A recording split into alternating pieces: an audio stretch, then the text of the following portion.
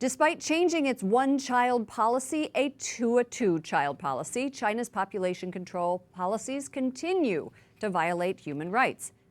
Joining us now is Reggie Littlejohn, founder and president of Women's Rights Without Frontiers. Thank you for joining us. Thank you so much for having me. I'm thrilled to be here. Coming all the way from San Jose.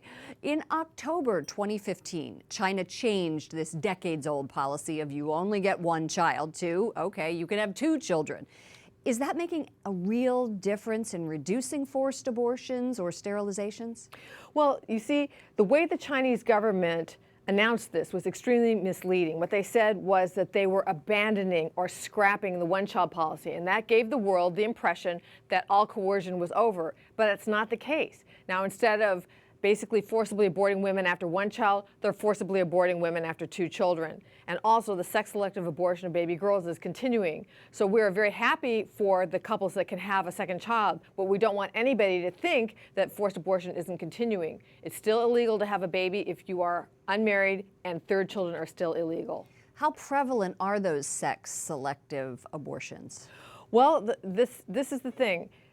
We're not going to know exactly because China conducts a census every 5 years and the next one's coming up in 2020, but the conditions still exist that always existed, which is that second daughters are highly vulnerable. There is just very strong son preference, so people will usually allow the first girl to be born, but then if they're allowed to have a second child, they want that second child to be a boy, and so girls are selectively aborted, and that's given rise to a situation where there's more than 30 million more men living in China than women, and that situation is continuing.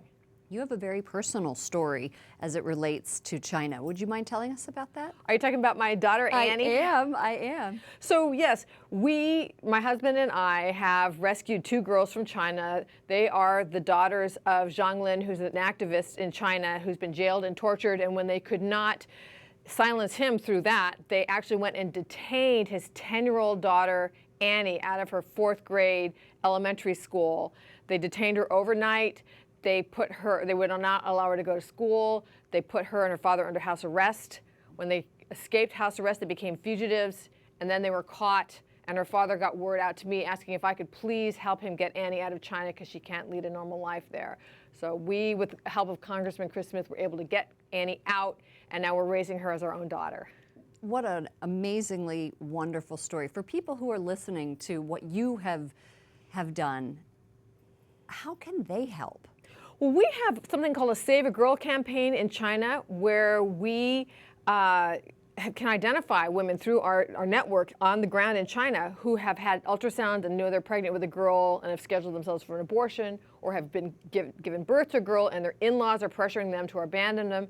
We will go to the door and say, please don't abort or abandon your baby girl. She's a precious daughter, and we will give you a monthly stipend for a year to empower you to keep your daughter.